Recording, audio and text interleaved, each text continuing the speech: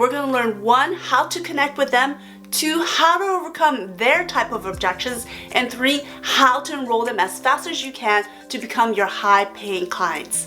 Hi, I'm Aline Bender, and for those that are returning, welcome back. I'm excited to be your sales mentor. Let's go ahead and get started right now.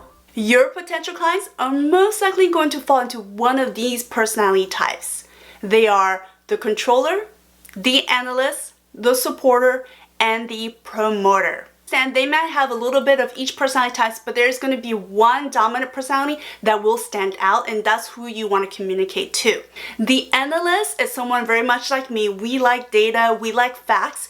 We may be very quiet, but the whole time either we're listening or we're analyzing you, what you're saying, and our handshake might be a little bit more firm, and we're gonna want to know the data right away. We're gonna want to know comparisons. We're gonna want to know numbers such as percentages and so forth. And then when you are talking to an analyst, it's gonna be really important again that you do not bombard them.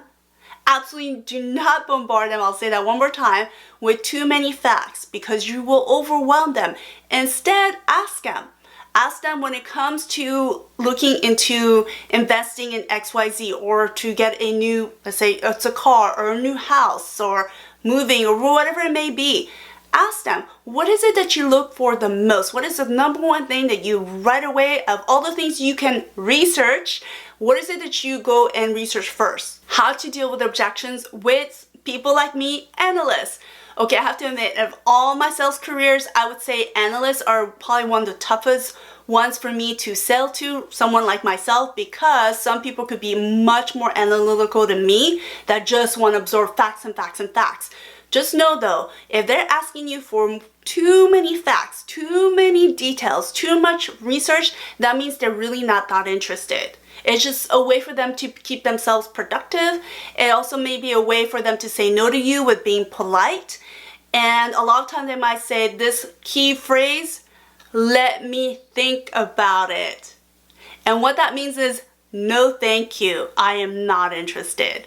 So what you want to do is, if they're going to say, I want to research more, say, okay, great, I understand that. Notice again, with all the objections, no matter what personality, you want to acknowledge their objections. And then you pull out your information, you pull out your data, do not pass it on to them. You have control of this information because you don't want to overwhelm them, and just pick out maybe a few 2 tidbits that you think will be interested and they will be interested in hearing, and then say, based on everything I share with you, is now that you feel more at ease in moving forward. Because the reality is, no matter how long we sit here, no matter how long you go home and do all the research you want, the best research is for you to actually become an owner and test it out yourself in that way.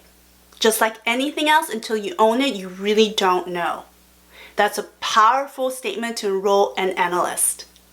Let's do a quick review. They're the ones that just love data, but it's so important that you just limit the information that you give them. Just give them tidbits at a time. Do not overwhelm them. It's kind of like, you take one bite at a time. You don't just shove all the food in your mouth, right? So same thing with analysts. You don't want to give them lots and lots of information because it's going to overwhelm them, and they're going to flat out say, let me think about it, which is their way of saying no. So instead, what you want to do is you want to narrow down the information that you give them. And when you get an objection, again, acknowledge it and then ask them, what is it that you want to know more about XYZ? And then they'll tell you, and then it's important for you to write it out, draw it out, let them know you're taking notes if they can't see you, and then go through, check one by one, and let them know what you're doing, so it shows that you're just being as studious as they are.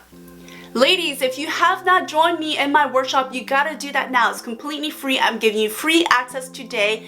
Go ahead and check all my video notes. You will see a link and join me. It's called the Awake Woman Get Paid Workshop. I'm going to show you one of the most important, powerful exercises that I use to accumulate over $10 million in high ticket sales and to also have a 7-figure mortgage business. So I want to share that with you completely free. So go ahead and join me now.